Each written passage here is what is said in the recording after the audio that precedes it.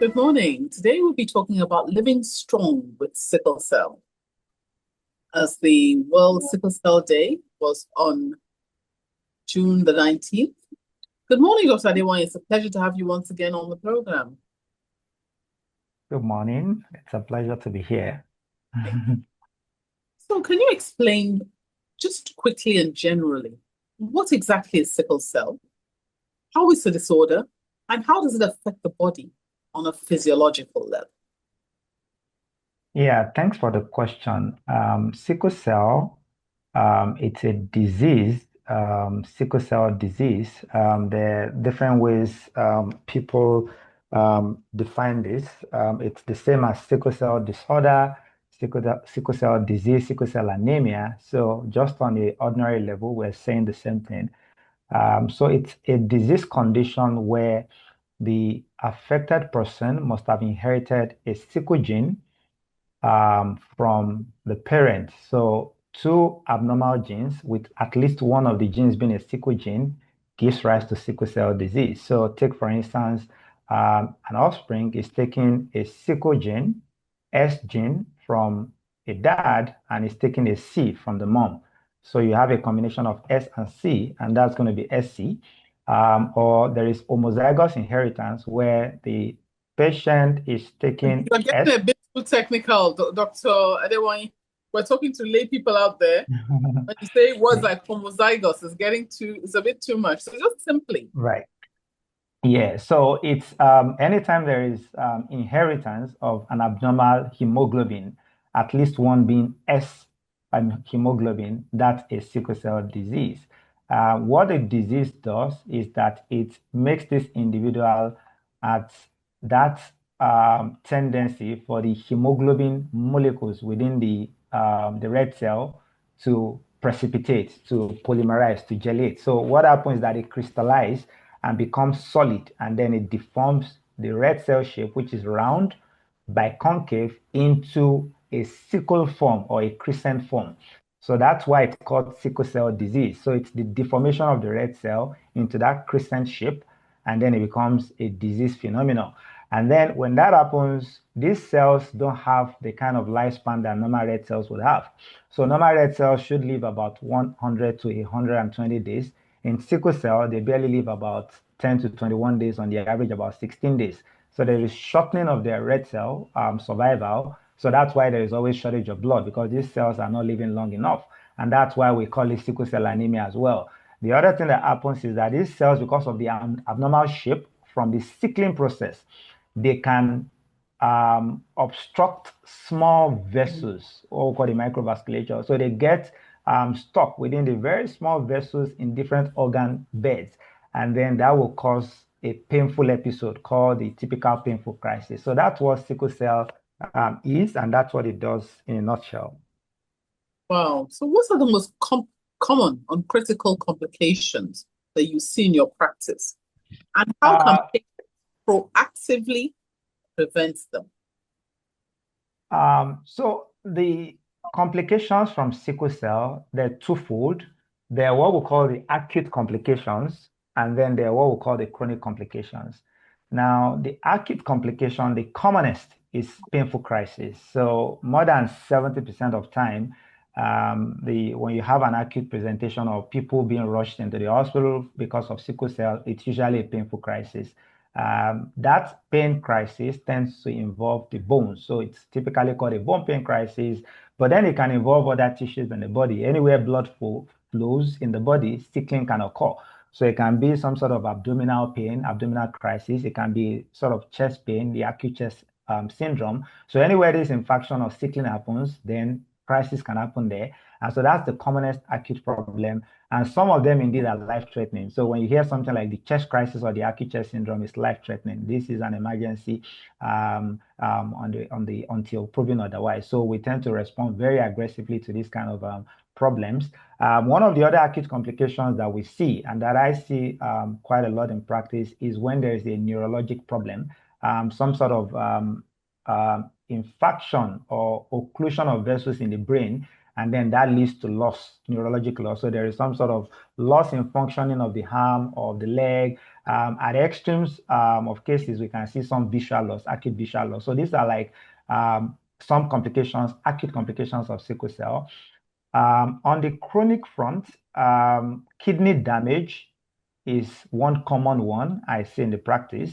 So a lot of sickle cell with increasing age have this tendency to repeated sickling over a long period of time tends to affect the kidney function or kidney health, and then it can evolve into the chronic kidney disease, or what we call the sickle chronic kidney disease. The other one I see a lot is the leg ulcers, so sickling with the problems that come with sickling can result in spontaneous break, especially on the leg around what we call the malleolus, on both sides. That's where the ulcers tend to break from. And then this can be a real challenge, because of the impact on quality of life, pain from the ulcers, dripping of water from the ulcers, having to dress, and it takes a long time to heal. It can be very slow healing. So that's another one that I, see quite frequently. The other common one is bilirubin gallstones. Because of the breakdown of cells, recurrently bilirubin accumulates, and then it can get the gallbladder duct system obstructed. So we have these gallbladder stones, and then this can present with abdominal pain, right upper abdominal pain, and this can be a cause of acute presentation to a lot of persons living with sickle cell have bilirubin gallstones. So these are some of the common complications. There are a host of other ones, but I think I'll just touch on the. Thank you. I think that's important. But the good news now is that sickle cell is in the news a lot, but for good things. They said a lot of advances in treatment and the management of sickle cell disorder. Can you tell us, some of those latest advances, some of the medical treatments and interventions that can help people live longer and healthier lives?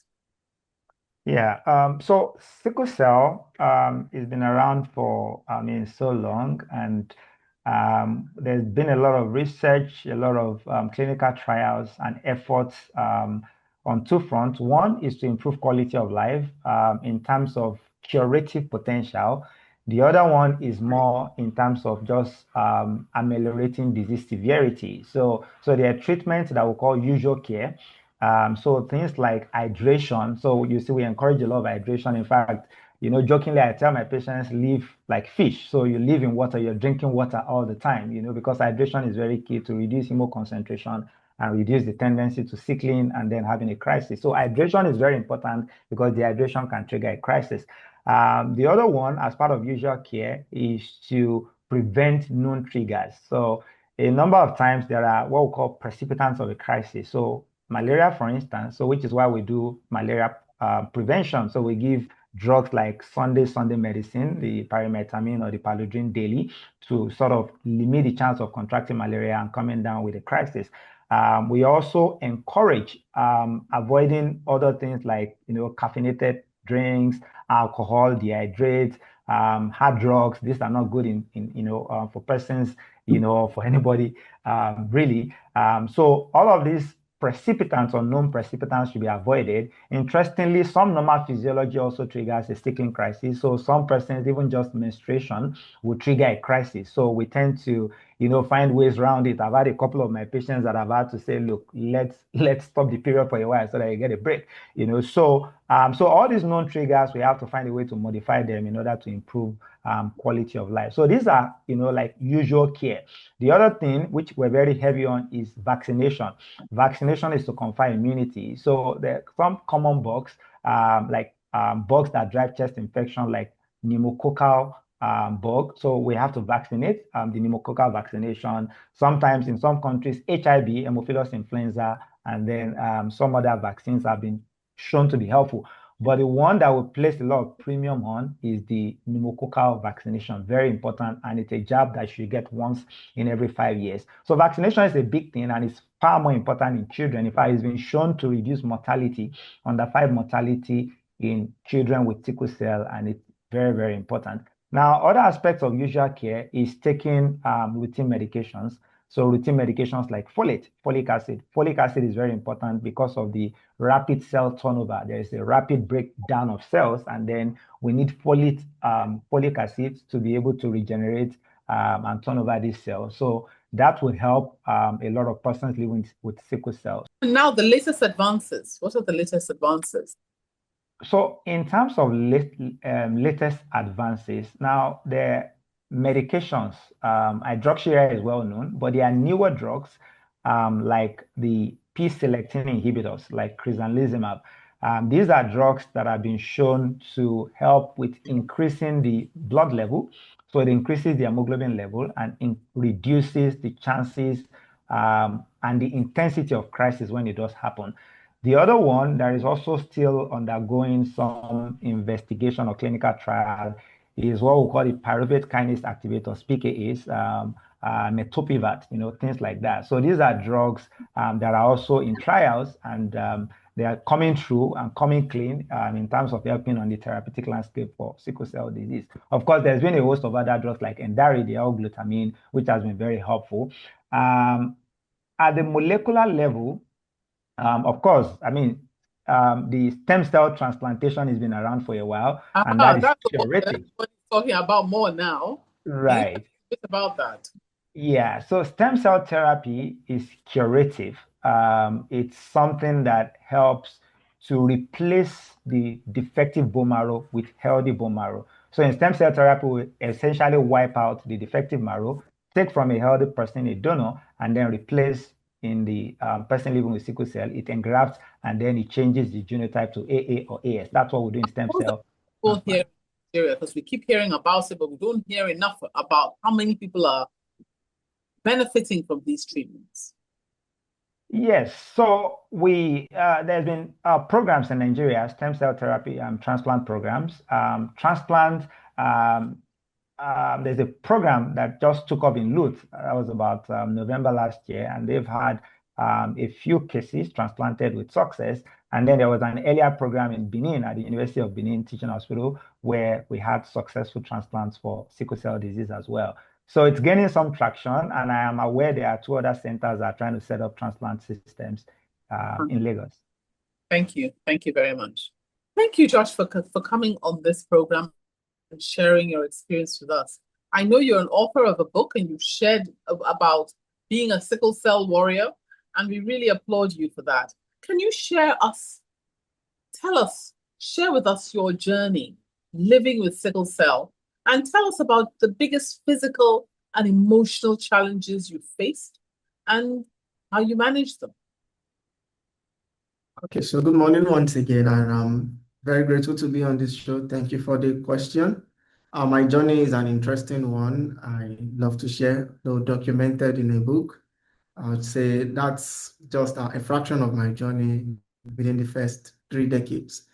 However, if we are to look at my biggest physical challenge as a sickle cell warrior, that would have to come from the period of 2012 and 2024, when I had suffered leg ulcer.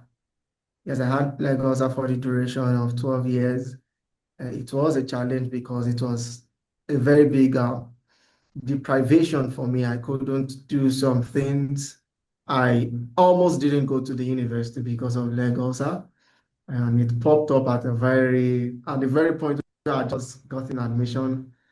And managing it was a challenge because it's quite expensive to manage leg ulcer. And permits me to say that it's should I call it one of the deadliest or one of the worst crises anyone with sickle cell would wish for, because it keeps you off. I think there was a certain time after I had graduated, gone for NYSC, just between few days to my passing out from NYSC, I had a very serious breakdown. And that was in 2018, and I was bedridden the whole of 2019. That was a COVID era due to leg ulcer. Couldn't go out, couldn't move anywhere.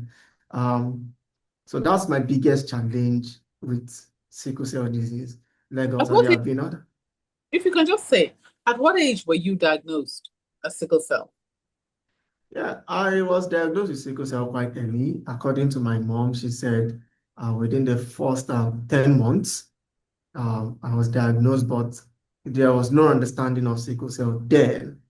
She Was just there knew was that somebody in the family with it? Is that why you were diagnosed so early?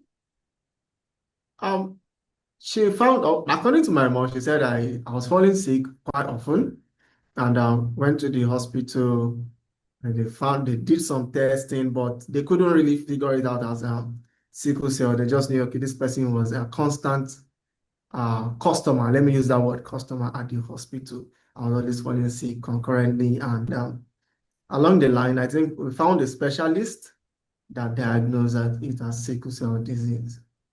But enough information was not given to my parents on management because, should I say that I myself personally didn't really take sickle cell seriously until after secondary school. That was when I was getting closer to where Lagos would manifest. So before then, I just knew that, okay, I have pains. I go to the hospital, I get better, I come back, live my life normally until Lagos I came. And that was the So, crisis. And yeah, huge. so in terms of, So you were saying after the leg ulcer, what other serious physical challenges or even emotional challenges have you faced? yeah, emotionally, I would say uh, there was a certain time where, should I say, the stigma was very hard on me. And there was a point where I was self-stigmatizing myself because when leg ulcer manifested, I never knew what leg ulcer was until I got to Sickle Cell Foundation to diagnose it as leg ulcer. I just felt, okay, there is something wrong with me. I was not seeing anybody with that kind of injury. So my psychology was bad at that moment. Going to the university and having to hide all through my 4 years in the university, not communicating, no socializing with people. All this really affected my psychology and emotionally, there was a rejection because when you try to also mingle with some people, there's this rejection you get in terms of stigmatization. And also, I would like to say, in terms of employment, that one took a very big toll on me because I started applying for jobs after my NYSC. That was after I came out from the Lagos crisis that came post NYSC. I went for applications, submitted applications, went for interviews, and then at the end of the day, the only reason why I'm not picked is probably because it's not probably, it's because I have sickle cell disease and I have leg ulcer. So what I would not forget is I went for an interview, a 4-phase interview, and I just felt I went there to waste my time because I had gone from phase 1, phase 2, phase 3, and phase 4 of the interview, only for me to be told that now we don't want your type here, your type wouldn't be able to do anything. So it broke me emotionally. At that point, I gave up seeking for jobs. At some point, I wake up at night, cry my pillow wet, and that was it. It really affected But how do you cope now and how are emotionally. you coping now? Yeah, coping now is very much easier. What I did was that I had to acknowledge. I think that is one of the biggest problems sickle cell warriors deal with. I had to acknowledge I am a sickle cell warrior. There's nothing I can do to change it. I was born like this. So I acknowledged the situation and then I said, okay, now that I know, how do I progress from here? And when I started giving myself some subconscious, let me use the word subconscious therapy, talking to myself, trying to make myself feel better by self-encouragement and self-motivation, I was getting better and better. And it also helped my wound healing too, because at some point, when I started speaking positively to myself, I saw that, okay, there was changes. I was able to get a job too, and gradually things got better. The power of positive thinking. That's wonderful. So quickly, what advice would you give to a young person recently diagnosed with sickle cell? A young person recently diagnosed with sickle cell, I'd say don't accommodate anger, because that is usually the challenge. They are very furious, mad at their parents, mad at the nation, mad at the economy. Don't accommodate anger. Acknowledge that you're a sickle cell warrior and see the positive, stand on the positive side. Don't stay on the negative. The negative will drag you down. But when you stand on the positive, you will be able to do things that you thought you could not do, or things that people thought that you cannot do because you're a sickle cell warrior. So that's my advice for young warriors now. Thank you so much for sharing. If I can then just go back over to Dr. Adewoyin. Unfortunately, time has gone, but it's been a very powerful session. So can you just give us some last words for our listeners? I know there's some of the other therapies that you had wanted to mention, and then just a quick wrap up with the last words for our listeners. Dr. Adewoyin. Yeah, thank you. So just a little touch on the latest therapy, which is called stem cell therapy. What a stem cell therapy does is that you do not need a donor, so there is no need for a donor candidate. What is done in stem cell therapy is that the same patient's bone marrow cell or stem cell is harvested and then is subjected to some genetic engineering. It's, you hear about the CRISPR technology, where there is some sort of vector that goes to the area of mutation, clips it off, and replaces that segment with another kind of gene to upregulate something like fetal hemoglobin. And so that's the therapy. So that begins to produce a new set of hemoglobin that makes for therapy, that makes for reducing severity. So that's what the stem cell therapy does. And when do we see Nigeria quickly? No, it's not available in Nigeria. When do you expect us to see it in Nigeria? Well, so just speaking generally, technology transfer might take like 10, 15 years. So before it gets to this side, I'm projecting another 10 to 15 years. We just concluded the 5th Global Congress on Sickle Cell Disease in Abuja just last week. And I know there's a lot of talk and debate around this. So maybe, 10 years from now, we might begin to see traction in that regard. Okay, I hope it was sooner. But last words for our listeners. Yeah, so my final word is to control the controllables. So there are things we can control in sickle cell, and we just need to be very close to the doctor, follow the doctor's recommendation, be the CEO of your health, own it, and then leave the rest to God. Thank you. Thank you very much, Dr. Adewoyin. Thank you, Josh, for coming to share your experience with us. We appreciate both of you. Thank you for watching. Please like, share and subscribe for new video updates.